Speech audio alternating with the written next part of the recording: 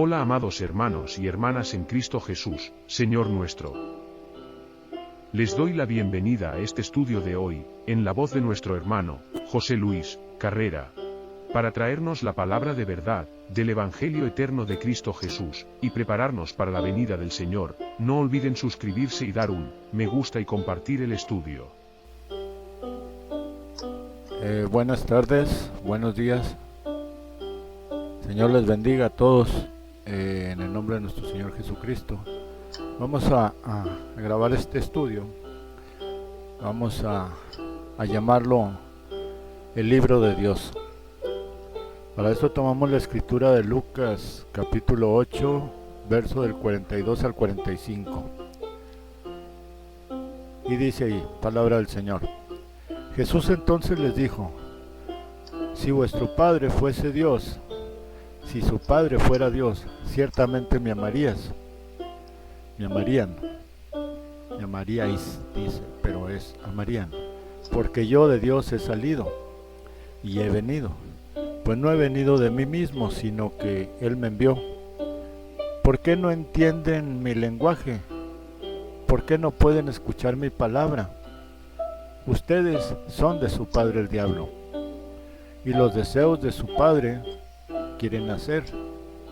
Él ha sido homicida desde el principio y no ha permanecido en la verdad, porque no hay verdad en él. Cuando habla mentira, de suyo habla, o sea, de lo suyo habla, porque es mentiroso y padre de mentira. Y a mí, porque digo la verdad, no me creen. Amén.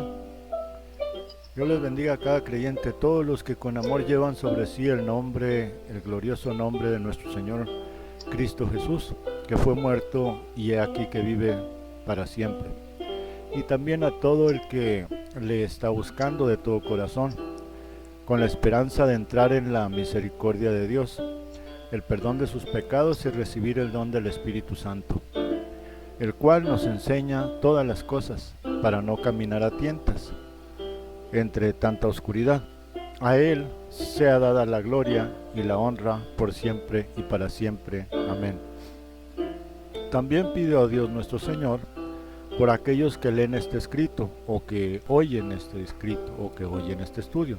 Para ellos pido que Dios les dé mente espiritual, que puedan entender lo que a continuación se dice, ya que es una enseñanza para comprender por qué la Biblia es el libro menos comprendido por el mundo. Millones de personas lo leen y millones de personas lo critican o juzgan mal. Unos lo ven como una buena historia, solo eso. Otros lo ven como una buena obra literaria. Pero la Biblia no se escribió para polémicas, ni para levantar religiones. Fue otro el motivo de que fuera escrito. Cada libro que conforma la Biblia fue obra de profetas probados, o de testigos de la vida de algún profeta, o testigos muy cercanos a un hombre de Dios que trajo un mensaje preciso y espiritual a su generación, en su tiempo. Pero fue malentendido. Esa fue la causa de que los maltrataran casi a todos en su tiempo, pero su mensaje perdura hasta nuestros días. Piense, ¿voluntad de Dios o casualidad?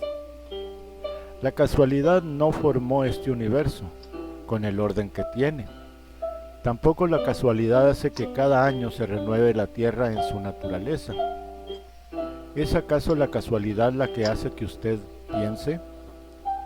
Así como fue formado un universo con un orden casi perfecto, también usted fue formado casi perfecto en usted mismo. Cada uno de sus órganos internos y externos funcionan para mantener ese orden. ¿Casualidad? No. Alguien lo formó, y ese alguien es el creador de todo. Así pues, la casualidad no hizo que tengamos una recopilación de mensajes de Dios por medio de sus hombres santos, profetas, apóstoles y maestros. Algunos de ellos no sabían escribir, por lo que fue otro quien escribió lo que pasaba en la vida de ese hombre y también su mensaje para el pueblo. Y eso no quita la validez del mensaje de Dios a esa generación. Ahora, estos libros fueron recopilados en un solo libro llamado Biblia, que significa biblioteca o recopilación de libros.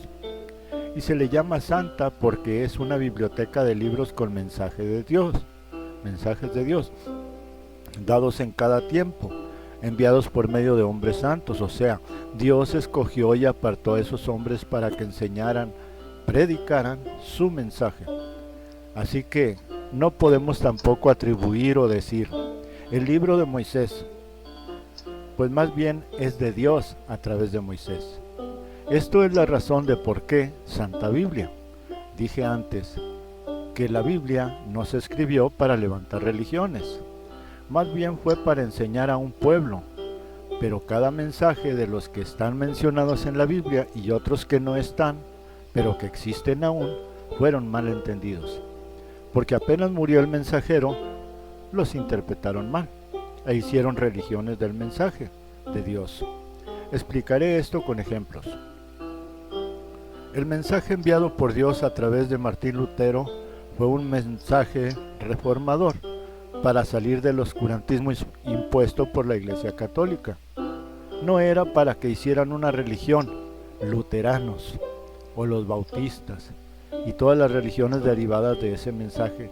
Era para preparar un pueblo en su día, que entendieran que la hostia no es el cuerpo de Cristo o Jesús, sino representaba eso, que el vino no era su sangre, que solo representaba eso, una comunión con Él. Pero la hostia que era partida solo la comía el cura o sacerdote. A los demás se las daban entera, como si Jesús no fue sacrificado por ellos, solo por el sacerdote. También la sangre o el vino que representa su sangre del nuevo pacto solo era para el sacerdote. Los demás no tenían derecho a participar de ese pacto nuevo, lo cual era un engaño en todo sentido.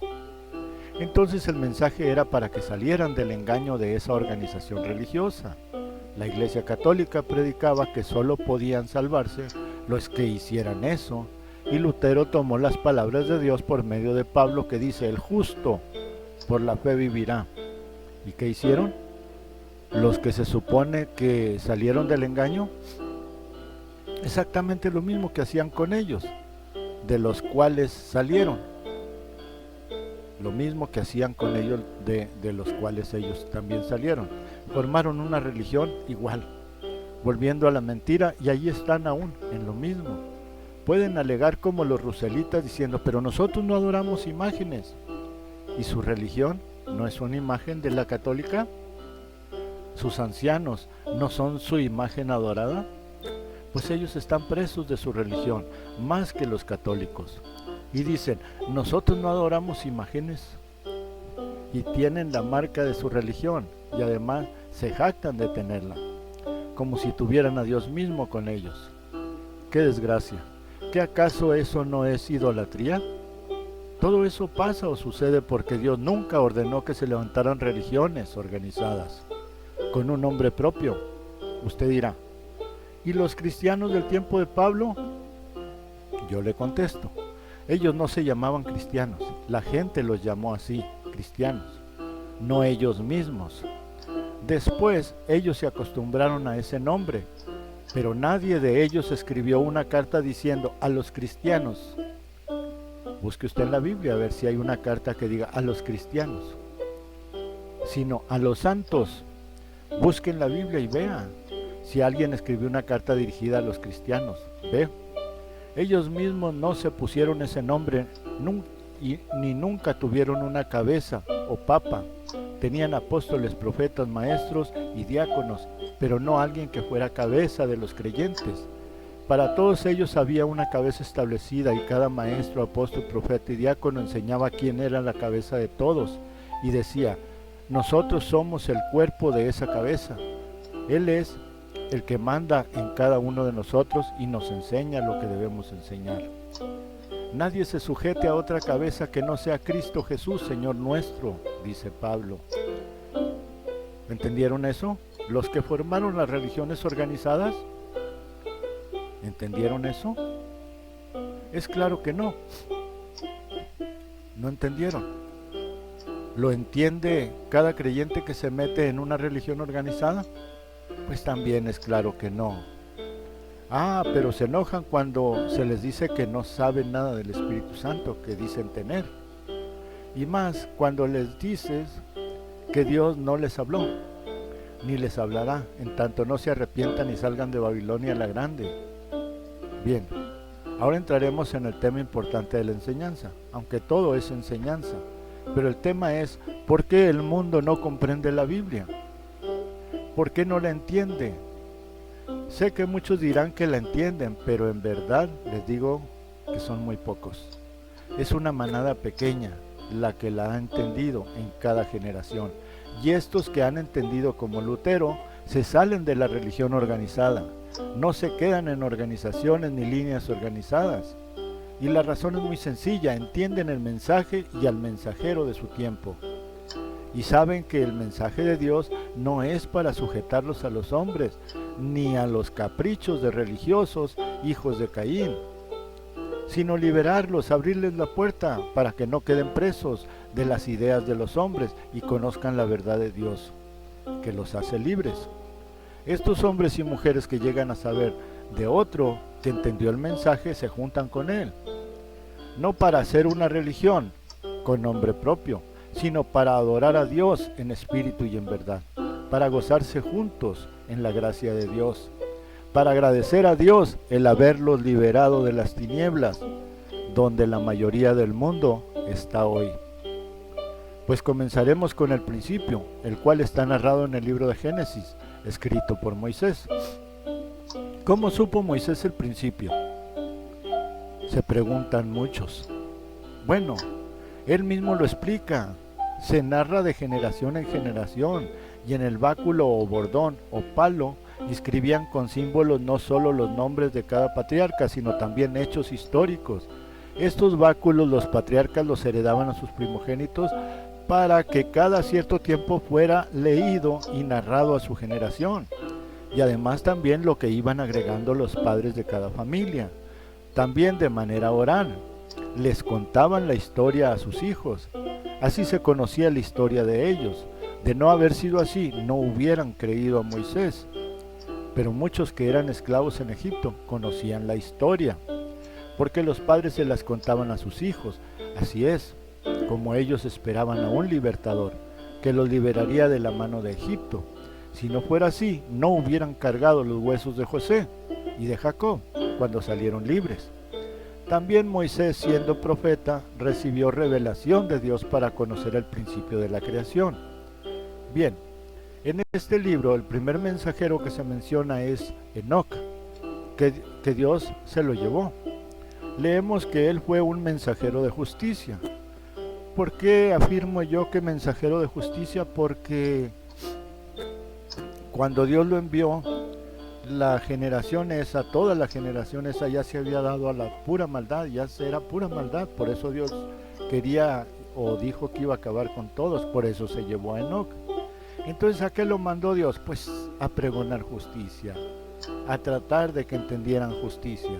Su mensaje era decir al mundo de entonces que dejaran de hacer lo malo, porque venía un castigo terrible para todos, pues su inclinación ya era pura maldad. Había gigantes y hombres valientes, crueles, que eran los de renombre, claro, por su crueldad. Hoy es igual. Enoc pedía que fueran justos, no porque se le ocurrió, sino porque Dios le mandó decir eso, que fueran justos.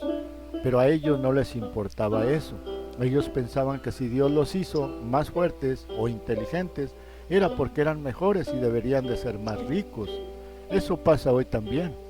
Y bastaría que les dieran a los suyos para que Dios no hiciera nada en su contra.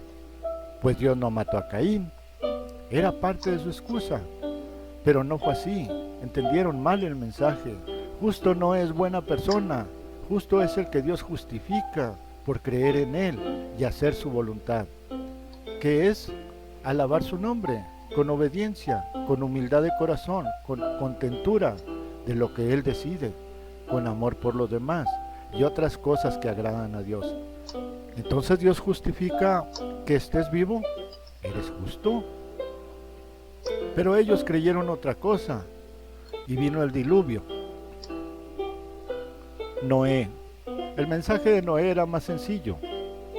Dios mandó que enseñara que venía un diluvio de agua que cubriría la tierra. Por eso Dios le enseñó a Noé el modelo de la única arca que podía soportar eso y salvar a la gente. Seguramente Noé hablaba del diluvio y cómo salvarse en los primeros años, y quizás estaba dispuesto a darles el modelo del arca para que se salvaran también. Hay que recordar que su predicar duró más de 100 años, pero la gente no le creyó. Quizás algunos sí, pero le entendieron mal, pues no hicieron arcas como Noé, y mucho menos andar pensando en ¿de dónde saldrá tanta agua para cubrir la tierra? Este Moisés está loco, este Noé está loco. Pero tal vez en el último año Noé ya no les decía nada, que hicieran nada, solo que fueran con él, y pensaron, este lo que quiere es mandar sobre nosotros. Ve, así piensa la gente. No entendieron el mensaje y murieron en el diluvio. Después llegamos a los patriarcas, Abraham, Isaac, Jacob, José. Ellos no trajeron un mensaje al mundo. Su mensaje era solo para los hebreos. Curiosamente, José interpretó un mensaje de Dios al mundo, pero este mensaje fue dado a Faraón de Egipto en un sueño. Y José advirtió a Faraón lo que Dios le mostraba: 7 años de abundancia y 7 años de hambruna. Faraón creyó el mensaje de Dios, que seguramente también fue dado a los otros reinos, pero los otros reinos no creyeron eso.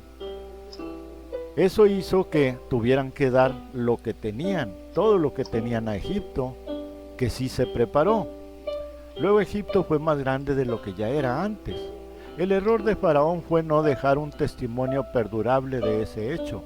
Fue por eso que en la 4ª generación se levantó un faraón que no conocía nada de José, ni de ese mensaje, y los hebreos fueron esclavizados. Cuando se cumplieron los años que Dios había dicho a Abraham que su descendencia serviría a Egipto,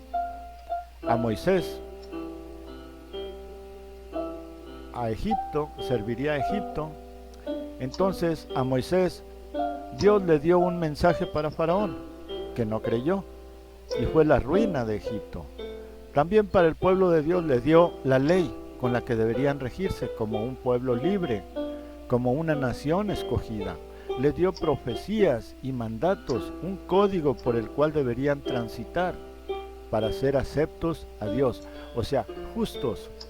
Pero ellos malinterpretaron las enseñanzas de Dios por medio de Moisés, porque ellos hicieron de Moisés un ídolo al cual adorar en vez de Dios. Ellos llamaron a los 5 libros que escribiera Moisés o su escribano Torá o ley de Moisés. Aún después de que él murió no entendieron el mensaje, pues apenas murió el siguiente profeta, Josué, ellos desviaron su atención a las cosas del mundo y querían ser como el mundo, cuando Dios les dijo en repetidas ocasiones que se apartaran del mundo, que no hicieran lo mismo, pero ellos lo hicieron. Samuel. Después de los jueces aparece el profeta Samuel, con el mensaje de volver al pueblo a Dios. Pero ellos pidieron rey. Samuel les advirtió de las tiranías de un rey humano. Aún así dijeron, queremos un rey, como todas las naciones. Dios le dijo a Samuel, dales un rey, ya que no te rechazan a ti, sino a mí. Samuel les dio el rey que ellos escogieron, pero les fue muy mal. Sus guerras fueron peores y les fue más mal, aumentando sus cargas. Dios entonces les dijo, les daré un rey conforme a mi corazón. Y fue a David a quien escogió Samuel, a quien ungió Samuel, por orden de Dios. Y este rey les trajo paz, pero siendo hombre sujeto a errores también les trajo problemas, porque ellos entendieron mal el mensaje de Dios. Pensaron que Dios les permitiría ser como las demás naciones si dejaban que Dios les pusiera el rey que él quisiera. Así les quitaría las cargas del primero, pero no sucedió. Elías. El mensaje de Dios por medio de Elías era claro, había que dejar la idolatría y volver a Dios.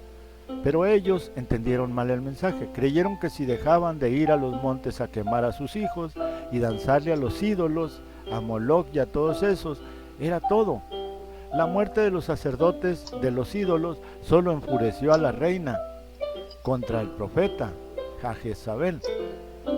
Y aunque murió la reina y el rey, ellos no destruyeron los ídolos. Apenas Elías fue llevado al cielo, quedó Eliseo en su lugar, al cual maltrataron y se volvieron a los ídolos.